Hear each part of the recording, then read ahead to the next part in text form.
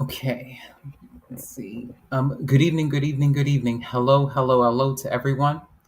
Uh, you are listening to another edition of the Beauty in Us Radio right here on Awesome Guide Radio.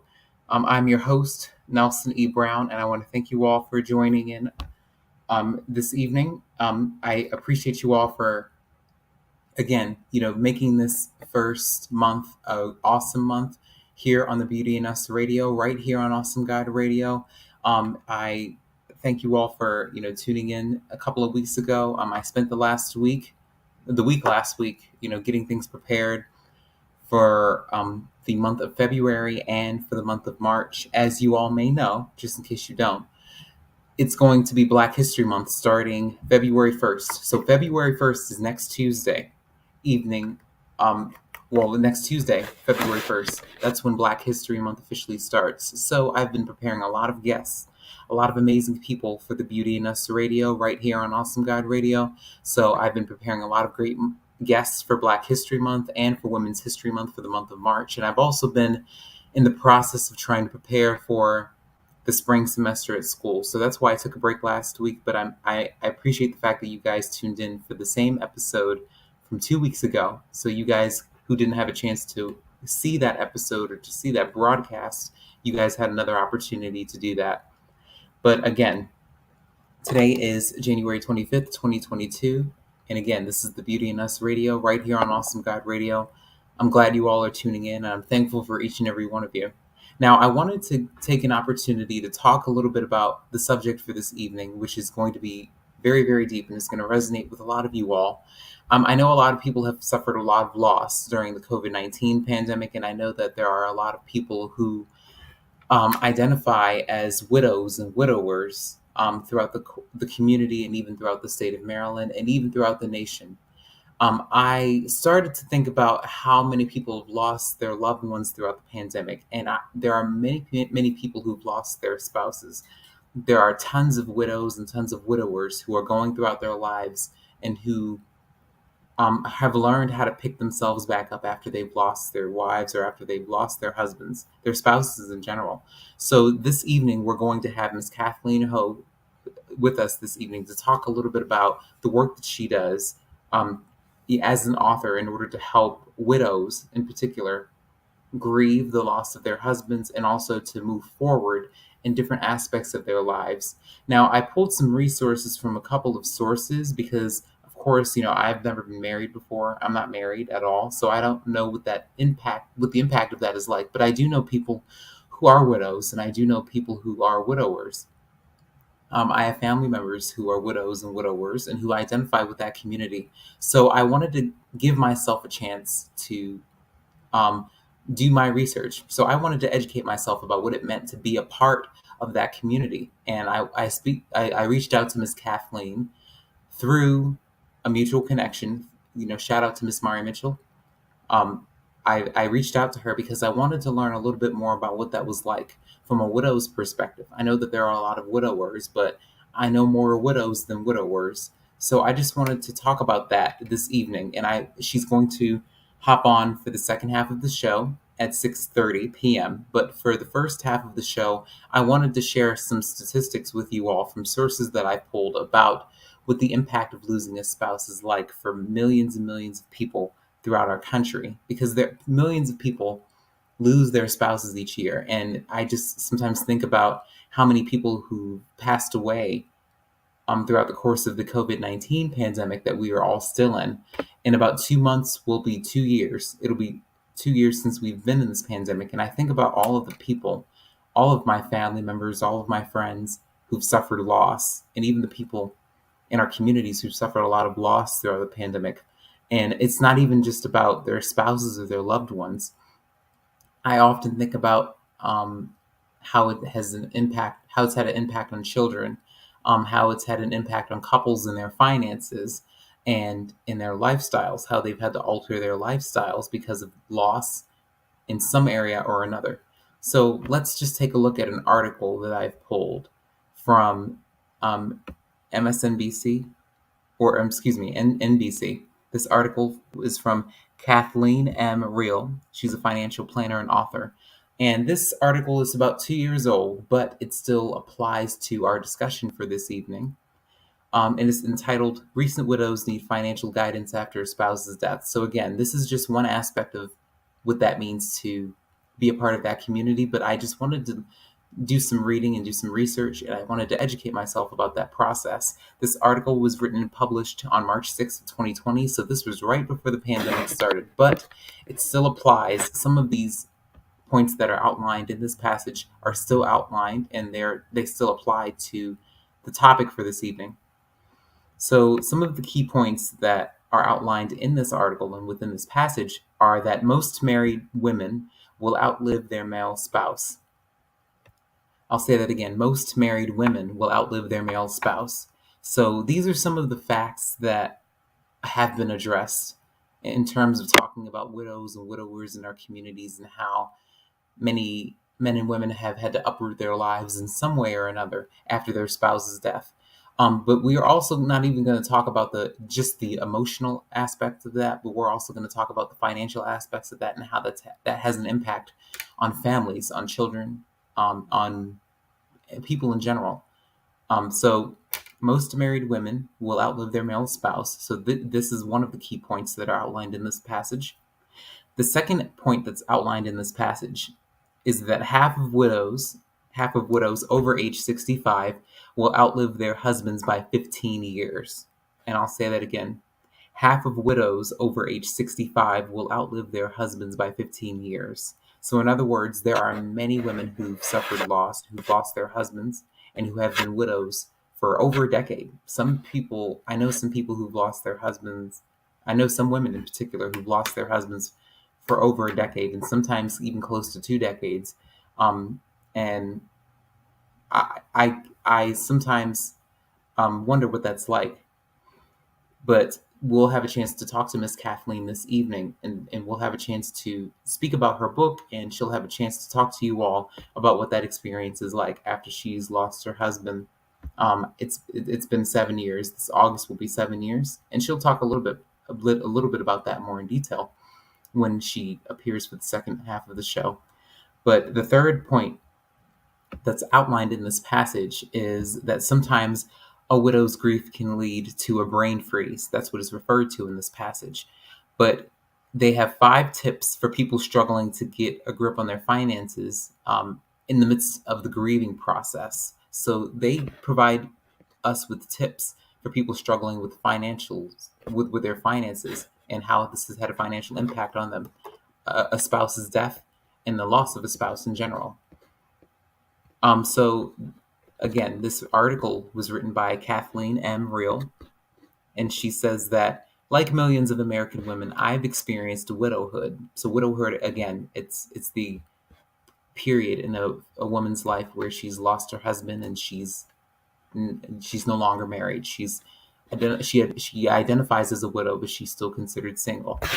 According to the U.S. Census Bureau, as of 2019, there were almost 15 million widows and widowers in the country.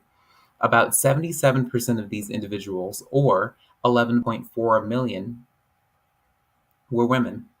Some widowed people later remarry, so the total number of individuals experiencing widowhood is actually larger. After remarriage, they are no longer classified as widowed.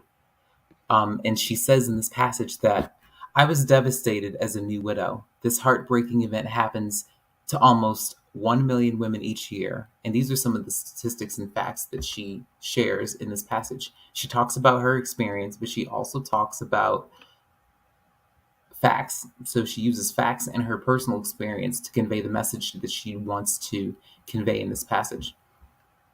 My husband passed away days after my 60th birthday. I fit the norm. The Census Bureau reports that the median age a wife becomes a widow is 59.4 for a first marriage and 60.3 for a second marriage. It's a fact that women live longer than men. Indeed, half of widows over age 65 will outlive their husbands by 15 years. This means many years ahead to be responsible for personal and financial decisions. Making matters more complicated, the death of a spouse unleashes many financial tasks. Many widows aren't as familiar with investing, insurance policies, taxes, or estate planning because, in many cases, their husband handled these financial matters. And again, these are statistics and facts that Miss Kathleen M. Reel, the financial planner and author of, in this editor and creator, the publisher of this passage, these are some of the facts that she provides a lot of her readers in this passage. Again, this is about 2 years old, but it still applies to what we'll be discussing this evening. Sadly, even when the widow managed the family money matters, she's likely to be engulfed in grief and despair at first. This can result in financial matters being placed on the back burner. And she also states that in early widowhood, a widow's grief can parallel what some have called a brain freeze. For many new widows, memory is weak, attention span is short, and decision making is downright difficult. And she even says herself, as she speaks about her personal experience, she states that I didn't even remember my social security number. I couldn't recall where I put my car keys. I wondered if I was going crazy, but I wasn't. It was just a normal part of being a new widow in intense grief. She also states that widows can face a double whammy after their husband's death if their knowledge of financial matters isn't strong and their emotions are raw. And again, she provides 5 suggestions for new widows after the death of a spouse. She says, don't rush into major, irrevocable money decisions right away. So that's number 1. That's the first suggestion that she gives. And she says that with important financial choices ahead, speed can make a mess of things. When you are in the midst of grief and mourning, your brain functions differently. Wait until your cognitive functions return to normal to make big decisions. For example, don't buy or sell investments you don't understand. Rather, focus on financial decisions and activities, which include reviewing your money flow situation, making sure that your expenses are paid, and filing for death benefits and maintaining enough cash liquidity. And save major decisions for later. If you receive a life insurance death benefit check, deposit this in a safe money market account and think about how you need to use this money later before you invest, spend, or give it. And again, these suggestions are just suggestions for new widows after the death of a spouse. These decisions all pertain to your finances, but Ms. Kathleen is going to speak to us about the emotional impact of that as well, not just the financial aspect of everything, because all of these factor into how we grieve, how widows and widowers grieve, the process, and how they make adjustments to their lives after the death of their loved one.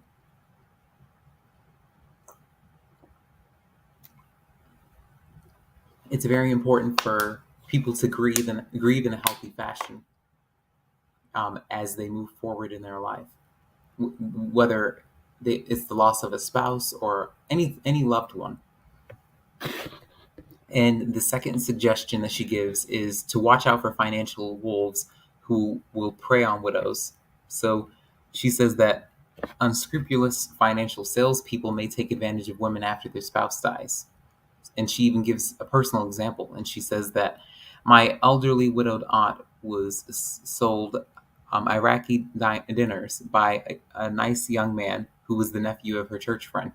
So she kind of gives a little bit of a humorous example of that and says that financial wolf convinced her to buy the Iraq currency. And she even tells a personal story about how she says that he told my aunt she would double her money with this investment to earn much more than her certificates of deposit. In return for her cash, she received an official looking signed certificate of authenticity along with the colorful dinner currency. So this is a little bit of a humorous example of what to look out for that Miss Kathleen Reel in this passage from NBC gives.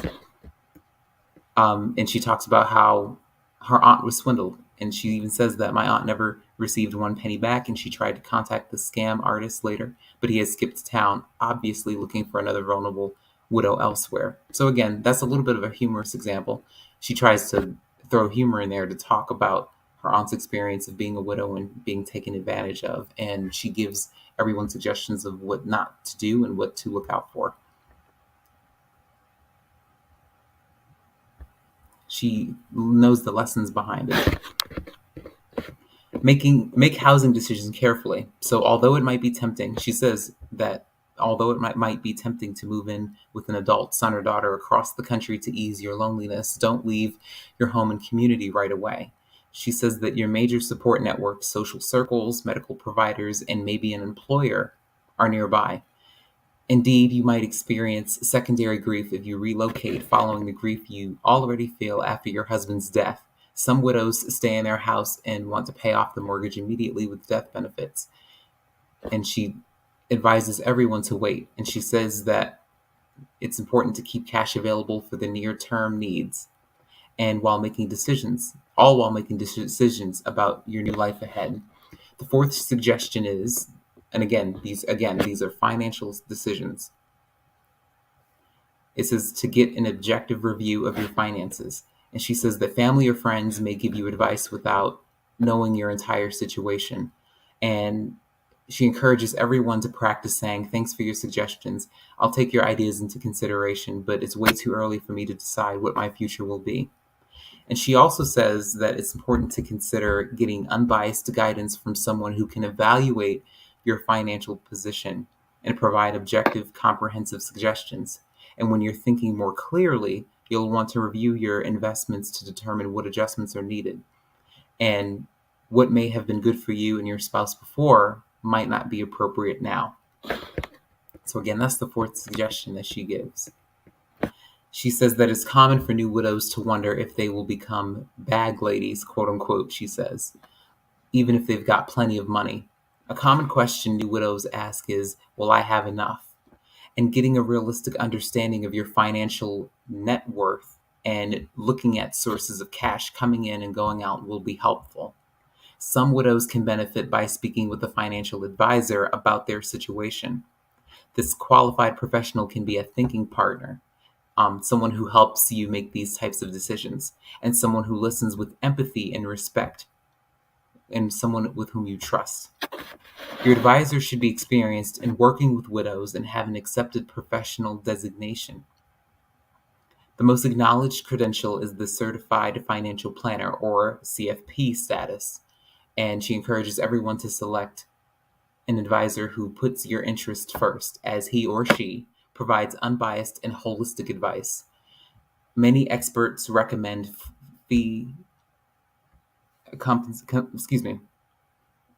Many experts recommend fee compensated advisors. And the last suggestion that she gives is to don't be a purse for others. And in other words, she says that women may be approached by family members asking for part of their inheritance early. For example, she says that one of her clients, when she says in first person, one of my clients' stepsons demanded that his father's widow give him money to buy a new car. He played on her emotions, saying, if dad were alive, he would help me now. And she says that it's important to not give in to pressure like this. And if you later decide to date again, be careful about potential partners looking for you to give them money or pay for expenses. And she thinks that it's important to keep money matters to yourself, at least until you know the other person very well. So again, this is an article. This passage was written and published by Kathleen M. Reel, Dr. Kathleen M. Reel. And she's a certified financial planner and the author of Moving Forward on Your Own, a financial guidebook for widows. So these are just some suggestions that she gives to you all, well, to all of the people, all of the readers, and the people who she does business with, the widows in particular, who she does business with, because it's very, very important. And again, these are just suggestions that pertain to finances. These aren't suggestions that pertain to the grieving process in its entirety. So when people talk about the grieving process and when you have widows and widowers who talk about the loss of a spouse, a lot of them have a very difficult time making adjustments to their lives. And the finances are one portion of that, but the emotional aspect of that is so surreal too. So we all have to keep that in mind when we speak to people, and when we speak to widows and widowers. And again, I think it was imperative for her to talk about how important it is to keep your finances intact and how to not make yourself so vulnerable to others that you could potentially be the victim of a scam or be taken advantage of in some way or another. People do it all the time, unfortunately. But again, she encourages everyone to have support groups, and she encourages all of the widows and widowers to be in a position to ask for help if they need it and to surround themselves with positive people and uplifting people, people who are going to have their best interests at heart and who are people that he or she can count on and rely on. So when we talk about the term widow, we often refer to a woman whose spouse has died, while the term widower refers to a man whose spouse has died. And according to sources, it says that the state of having lost one's spouse to death is referred to as widowhood. But an archaic term for widow is relict, which literally means someone left over. And the word widow comes from the Indo-European root meaning widow and has cognates across the Indo-European languages. And the word widower was first attested in the 14th century, and by the 19th century, it supplanted widow with reference to men. So again, that was a little bit of a historical background. But the term widower could be used for either sex or gender, and at least according to several dictionaries. But the word widower is also listed in some dictionaries too. But again, some of the sources say that the phenomenon that refers to the increased mortality rate after the death of a spouse is called the widowhood effect.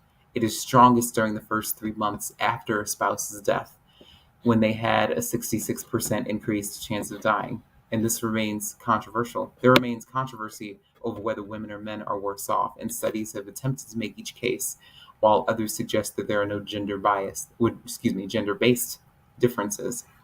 And it says that while it is disputed as to whether gender plays a part in the intensity or grief,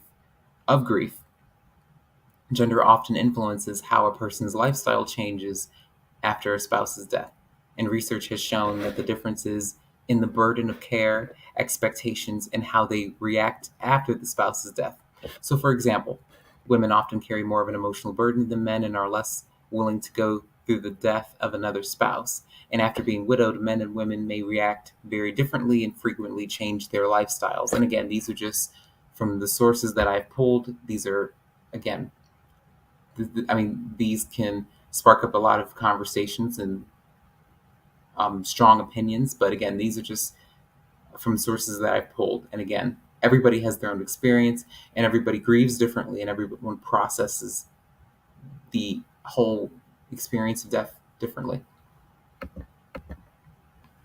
It says that after being widowed, men and women may react very differently and frequently change their lifestyles. And it states that women tend to miss their husbands more if they died suddenly, and men tend to miss their wives more if they died after suffering a long-term illness. And in addition, both men and women have been observed to experience lifestyle habit changes after the death of a spouse. So both genders tend to have a harder time looking after themselves without their spouse to help, though these changes may differ based on the gender and the role the spouse played in their life.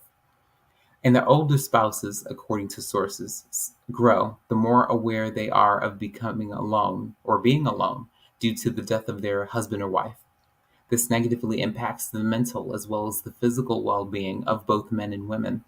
And from an economic perspective, in societies where the husband is usually the sole provider, his death can leave his family destitute, and the tendency for women to generally outlive men can compound this.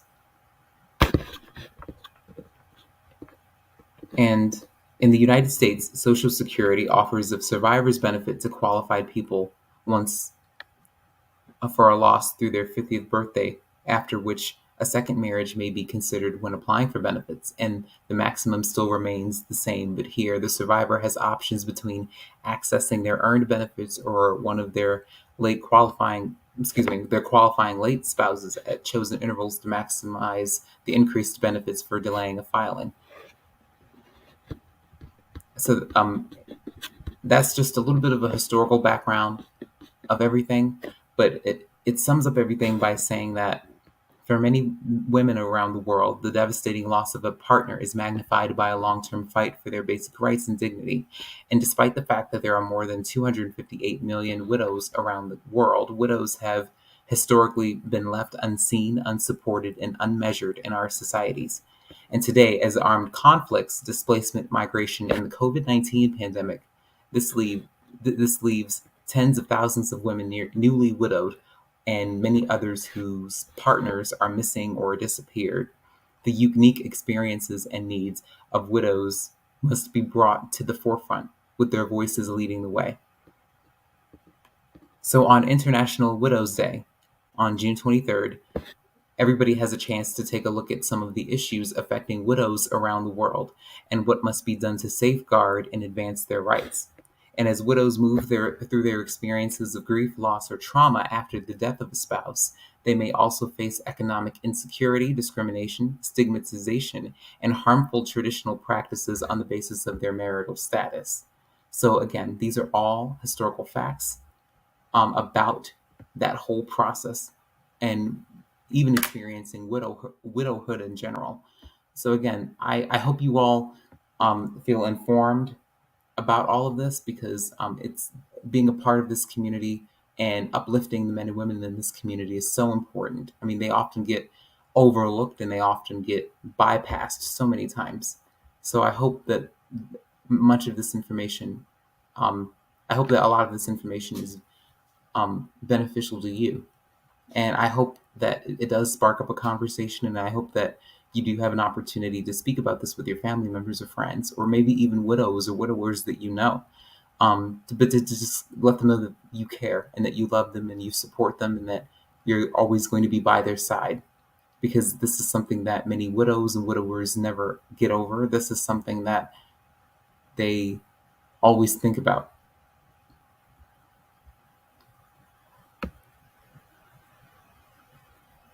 So some of these sources also say that from a historical standpoint, in the 19th century Britain, widows had greater opportunity for social mobility than in many other societies. And along with the ability to ascend socioeconomically, widows who were presumably celibate were also much more able and likely to challenge the conventional behavior than married women in their society. And again, it may be necessary for a woman to comply with the social customs of her area because of her fiscal stature, depending upon it. But this custom is also often abused by others as a way to keep money within the deceased spouse's family. And it is also uncommon for widows, to challenge their treatment because they are often unaware of their rights under the modern law because of their low status and lack of education or legal representation. So again, these are historical facts, and these are pulled from different sources that talk about what that experience is like for millions and millions of widows and widowers around the world. So again, everybody's experience is different, but it's important to note how many people are really affected by this.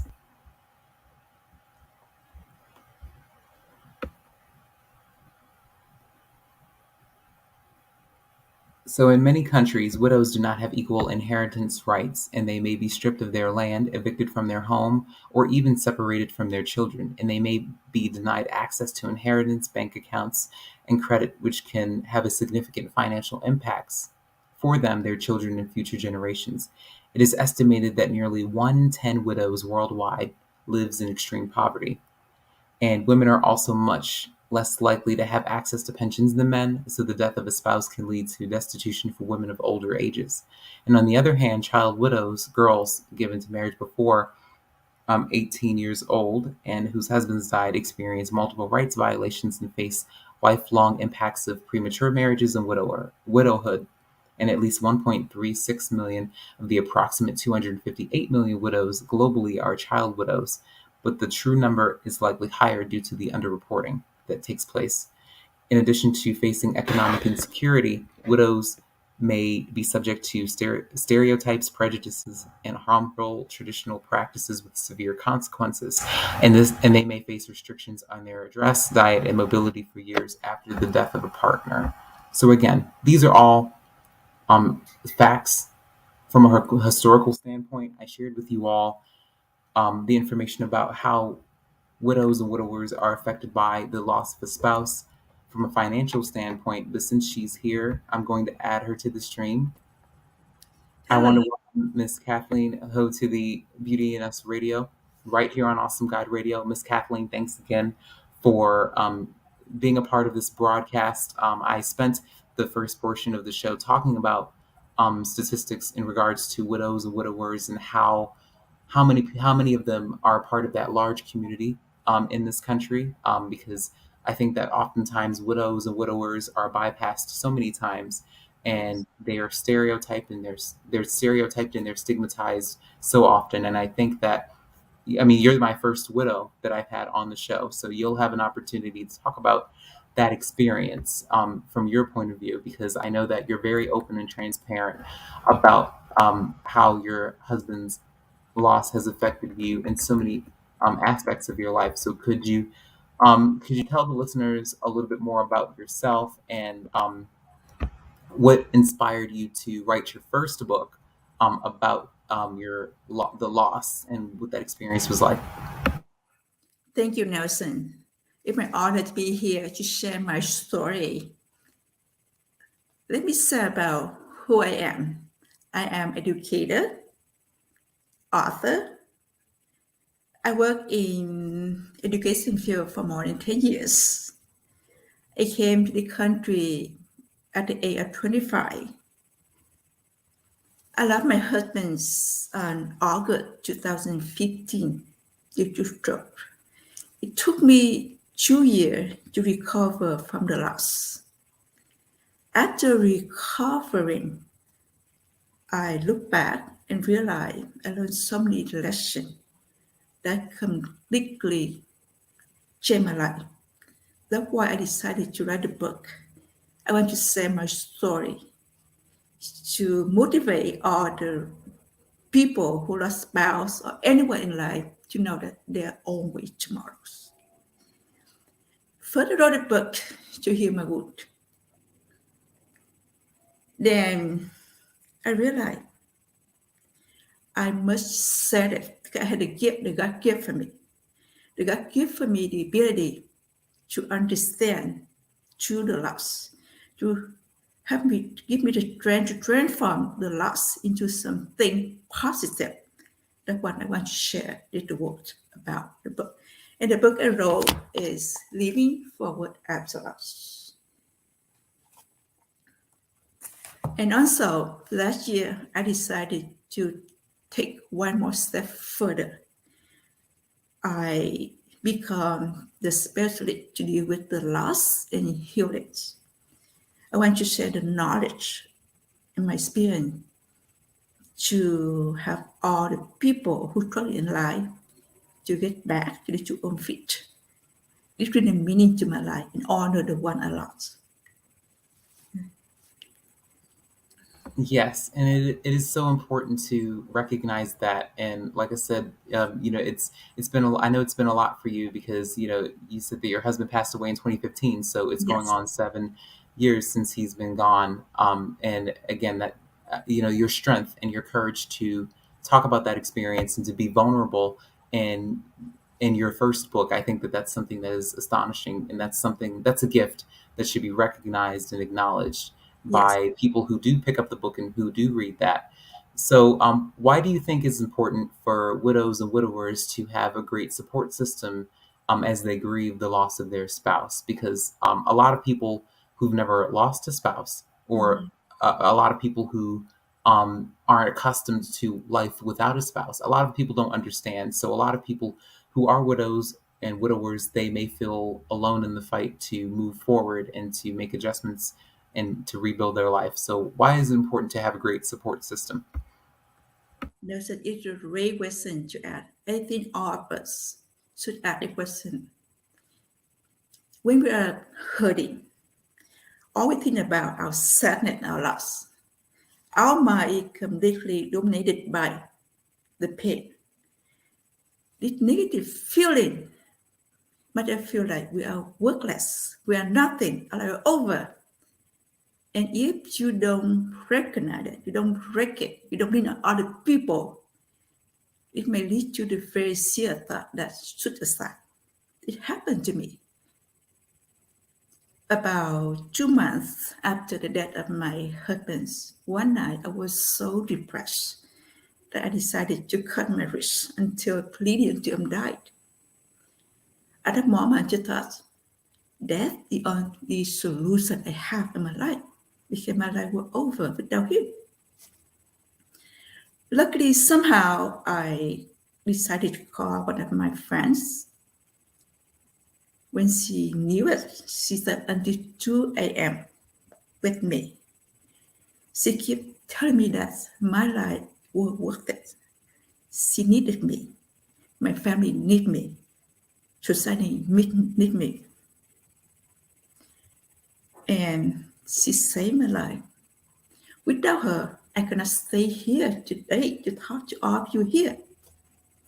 That's why it's so important for anyone, not the widow, with everyone who lost their life, lean on other people. You need somebody to share your load. You need somebody to tell you that there's always tomorrow. You need to hold somebody's hand so you can overcome the loss. You need to lean on your family, your friend. If you don't have this family and friend, you need to lean on any local group in your city, your town. Open your heart. Let them know you need help. Nothing wrong with that. That's why I think it's so important that you don't ever isolate yourself. Yes, yes, and that's very important to note because I do know widows and widowers who kind of stay in that bubble, like you talked about. Like a lot of people who lose their spouse, Yeah, they kind of block themselves off from the world, and yeah, they have a tendency to kind of shut people out and not allow people in their space outside of their household. A lot of people who are accustomed to being with their spouse, they build their lives with them, and they they just become so accustomed to doing everything with them. And once that's taken away, I guess in some way or another, they don't really know how to function without that. So they yes, close themselves off from loving another person or building new relationships with other people that yes, they're not familiar with. So I do understand exactly what you're saying, and that led me to my next question about, excuse me, about what does that look like in terms of becoming independent and making adjustments to your life after the loss of your spouse. Because when you're married, yeah, you're accustomed to, two incomes, two brains, two mhm. ideas, to, different hobbies. So what is it like to be independent after the loss of a spouse? How do you make adjustments to your life, whether it's to your finances, whether it's to, your spirit emotionally, um, Mhm. psychologically, like what is that like regaining that independence and learning how to move forward on your own? It's a very tough. I'll be honest with you. It's not an easy journey for anyone who has to get back. I lost everything after my husband passed away. Financially, mentally, spiritually, I didn't know who I am. I should wander around and ask myself, who are you? Why are you here on earth? And the first 2 years after his death, I had to live day by day. I should know, wake up and another day, another day. But I lean on my family. My family support me financially, emotionally, and mentally. And my colleagues, my friends support me mentally, emotionally. Good friend of mine check on me every night to make sure I don't do any stupid thing to hurt myself.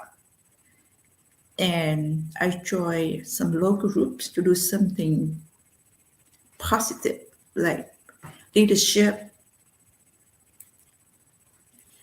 For financially, I start to save what I can, work any job I can do, and go back to before that I was teaching part time. I do business now. I come back teaching full time, and then that's why I gain my financially back and spiritually. I realize that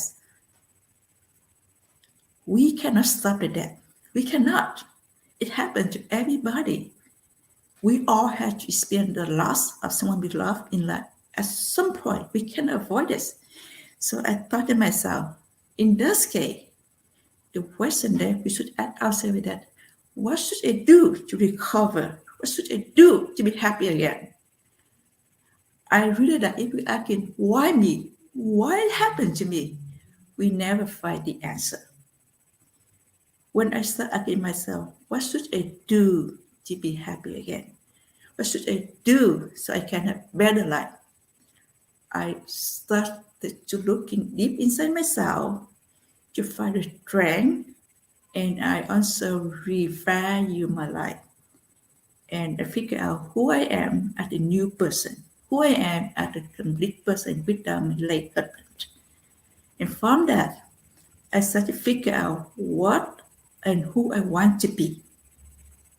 When I had a perfect in life, I started to come up with the plan, and I work by step until I reach my goal. It's not easy though. Sometimes I just feel completely down. I say, it's worthless. I want to give up. But because I had a purpose, I set up back and do again. So I think, remember this, we cannot avoid any loss in life. Then we need to know, ask ourselves, how can we be happy again? We have the freedom to do with that. So we need to do something for our life. Don't I learned something about us. One person told me, we cannot take responsibility for something happened to us, but we have to take full responsibility for how we can deal with that. And I anchor it all out of our head. When you lost your spouse, lost your son, stand up back. You're the owner of your life. Do something to honor the life you lost. Do something to bring meaning for your life. Yes, and it is great that you talk about the experience and how you've had to rebuild your life and how you've had to just put the pieces together and figure out how to move forward. Again, you talk about the challenges of all of that, Mm. and it's important that you did note that we can't stop. Death is a part of life, and that's something that is out of our hands, it's out of our control. Yes. But it's more important to figure out how to grieve in a healthy fashion, because a Yeah. lot of people who, like I mentioned before, who do Mm. kind of shut themselves off from the world and do isolate themselves. A lot of people who do that do miss out on a lot. And a lot of Mm. people, they cheat themselves out of opportunities to meet amazing people and to do amazing things. And a lot of people, unfortunately, don't realize how important it is to pick themselves back up after everything. So it is great that you had the opportunity to do that, and to have that experience of having that support group and having people around you to uplift you in your time of need. So I know that the last time we spoke, you talked about your plans of writing a second book, Mhm. and you've talked about how like you've experienced some challenges with that because in your first book that was your chance where you had introduced yourself to your readers, and you also talk about how important it is for you to honor your husband's life and to use this as an outlet for many widows and widowers their spouse who've So, lost their spouse. So you use that as an outlet. So could you talk to us a little bit about what the listeners can expect from book number two? yeah, My book number two is about how to live a life with purpose. My friend always asks me, what made me happy even though I went through so much in life? I had thought about that many times and finally I figured out that made me happy because I know who I am. I know what my destiny is. And the way I'm thinking it is the purpose played a very important role in our life. When you know what your direction, you can move forward to that. And I read about the book that said there are two kinds of person in life. One is who create our own life. We know what we want and who we are and how to get where we want to be. And some another kind of person is that they let the life putting them in any way they want because they don't know who they are. That's why my second book is about how to build a purpose, how to get to know yourself, how to fight and get to where you want to be. That will bring your meaning and purpose to life. To me, life is not about us, it's about others as well. We need to share, we need to contribute to make our world a better place to live. We need to do something to leave the legacy for next generation. It's the life to me. Yes, and that is amazing. And I know that, you're still in the process of writing book number two, but it's great to know that, these are some of the things that many of the readers can expect while, because again, the first book, that was an introduction to you and to your readers, but the second book is going to be really, really amazing because again, it's going to talk about the key elements in terms of figuring out who you are and what your purpose is. And again, that's something that a lot of people need to know because a lot of people who are accustomed to being with their spouse and having their spouse be a part of their lives, a lot of people can't really see themselves without that. So when they suffer from the loss, they don't really have the tools and resources in order to figure out how to move forward and be successful at doing that. So it's great that you have those tools for them, in your arsenal to bring, to the table and so that they can feel connected and so that they can feel heard, like their voice matters. So what advice would you give to widows or widowers who have recently lost their spouse?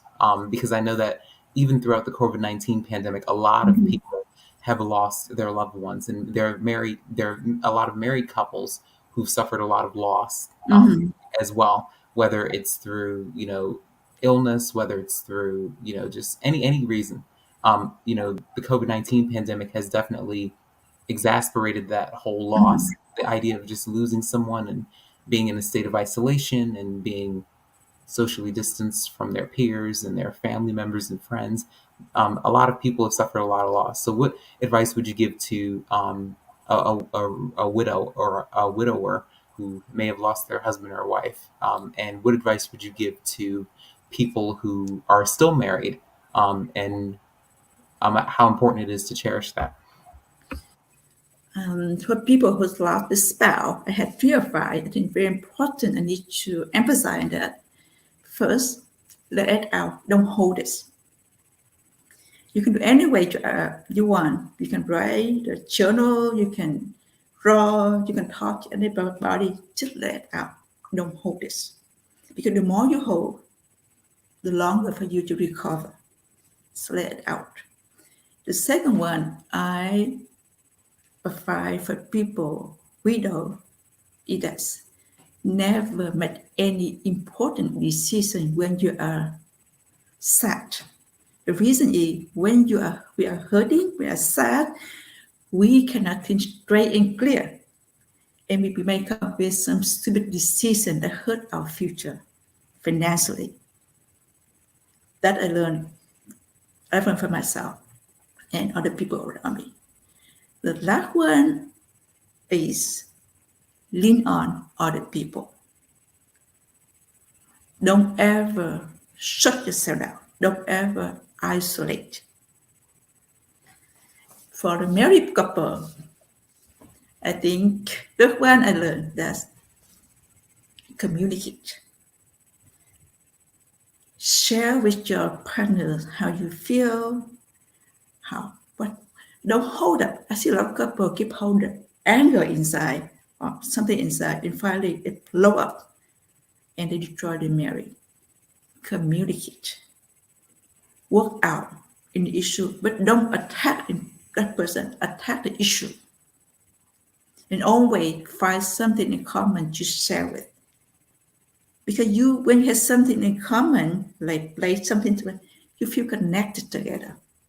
If not, if you don't communicate, you don't say something, you will walk far away from each other day after day until someday you feel, I don't need this person anymore. That's what it felt to be. Yes, and that's really really good to note, because a lot of people, I think that the pandemic has definitely taught us how to love one another and appreciate one another, because a lot of people took relationships for granted throughout, even pre-pandemic, pre-COVID. I think a lot of people did take relationships for granted. I Yeah. think a lot of people didn't really understand the importance and the value of establishing healthy relationships with their family members and with their peers, because we've never been in a situation where we've had to remain distanced from our family members and friends. Zoom, Google, Yeah. Google Invite, like all of the video chats. I mean, this is a part of our what's quote unquote our new normal, and a lot of people didn't really see themselves in this predicament, years ago, or maybe even pre-COVID, because a lot of us are accustomed to moving and grooving and doing our own thing. Sometimes we forget to even say, to our loved ones, I love you, I appreciate you. A lot of people fail to say that, and it's important for people to note that saying that matters, showing that Yes. matters. And again, a lot of people spend their lives living with regrets, of what they didn't say, or didn't express, not expressing that, not showing that. Mm-hmm. A lot of people live in a lot of regrets, and and like I said, with the work that you're doing, you're again giving widows and widowers a voice. You're speaking on behalf of that community, and you're bringing them together and realizing, you're helping them realize that there still is a way to move forward. You're not alone in this battle. Mm-hmm. You don't have to let your pride get in the way of reaching out for help and Yeah. reaching out for all of the support that you need in order to figure out how to move forward, no matter what area of your life that you're in. Yes. And you won't be judged about it. This, it's a no judgment zone when you have Mm-hmm. support groups and when you have people who have experienced what you've experienced. So, Mm-hmm. my final question, before I let you go and before I wrap up the show, is how can people reach out to you if they want a copy of your book, or if they want to learn more about your journey and what you've been through and what you're experiencing, what you've experienced, and what they should be looking forward to in the future. They can email me. So I think that you can share my email with my audio and race. Another way to reach me, they can go to my website, Living Forward After Loss. And that it informs them about myself, a book, and they can read. In the last page, my book had all my contact information in the back. So in my book, my website, and my email, they can reach me, and I'm happy to share, my experience, because I want to make difference in people. I want to make difference in many people as I can. It's my mission for right now. Yes, well, thank you, Miss Kathleen, for again being a part of this broadcast. It was great to learn about what it meant to be a part of this community, and again, we are learning about how beautiful the grieving process can really be once you do have the tools in order to move Yeah, forward and be successful. And again, you're my first widow that I've ever had on my platform, and I hope that many widows and widowers have had the chance to listen to this show, so yeah, that they can feel united, so they could yeah. feel a sense of relief, knowing that, okay, I'm not in this fight alone. There's someone else who understands me. There's someone else who's Mm-hmm. been where I've been. Mm-hmm. Again, that message is has been conveyed so well throughout this broadcast. And I want to thank you again for taking time out to speak to me. And I will definitely be checking back in with you in the future. But before I let you go, I just wanted to thank you. I just want to say one more thing. Sure. Yeah, absolutely. Don't be afraid to be vulnerable. Nothing wrong with that. I just want to let it out. No one judge you on that. Yes, yes. Vulnerability is never a sign of weakness, Yeah, and yeah, that's what you conveyed tonight. So thanks again for being a part of this show and being a part of this platform. And this is something that a lot of people, especially ones who identify with this community, needed to hear. yeah. Thank you so much, Nelson. And thank you You're all welcome. everyone for listening to me. Thank you so much. Bye You're bye. welcome.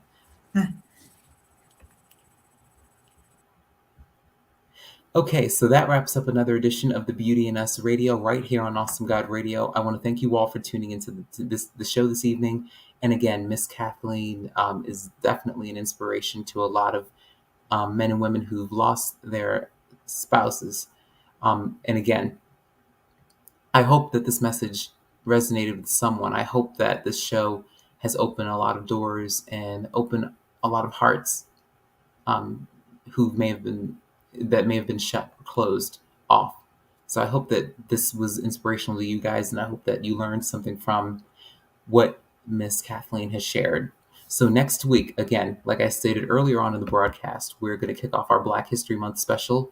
We are going to be featuring Delegate Brooke Lyerman from the Maryland House of Delegates. She represents District number 40, number 45 in the House of Delegates. She represents Baltimore City, but she's also running for comptroller for the state of Maryland. So she's trying to become the comptroller for the state of Maryland. So that's what she's running. So she's going to be talking about the work that she does in the Maryland House of Delegates, representing the 45th District in Baltimore City. And she's also going to be talking about her campaign for comptroller. So she has a lot to share with us. She's also a civil rights attorney. So that's going to be a great show next week on February 1st, Tuesday, February 1st, from 6 to 7 p.m. So, again, I appreciate you all for tuning into the show this evening. This is our last show for the month of January. It's been a great month. I hope you all, again, have learned a lot from this, and I hope you all continue to stay safe and to stay healthy. And again, Miss Lyerman, Miss Brooke Lyerman, she's going to be featured on the Beauty in Us Radio right here on Awesome God Radio next week on February 1st from 6 to 7 p.m. So again, make sure you subscribe to Awesome God Radio's YouTube channel and social media platforms on Facebook, Twitter, Instagram, and all of the above. And make sure that you follow my work at Nelson E. Brown on Instagram and um, on YouTube and all of the other social media outlets. And follow me at Nelson Brown. Follow the Beauty in Us Radio on Facebook, on Twitter, on Instagram, and on YouTube. So again, you all will have an opportunity to catch all of the shows from last year and from the previous year when you do, subscribe to Awesome God Radio's YouTube channel and all of our other social media outlets, and you'll have an opportunity to revisit everything. So again, this is the Beauty in Us Radio right here on Awesome God Radio. Make an appointment to meet me back here at 6 p.m. on February 1st, 2022 to speak with Ms. Brooke Lyerman, delegate for the Maryland House of Delegates, 45th District, and for the city of Baltimore, and civil rights attorney for the state of Maryland, and candidate for comptroller for the state of Maryland. This is the Beauty in Us Radio. I'm your host, Nelson E. Brown, and I will see you all next week. Stay safe, stay healthy, and I hope you all continue to enjoy the rest of your week.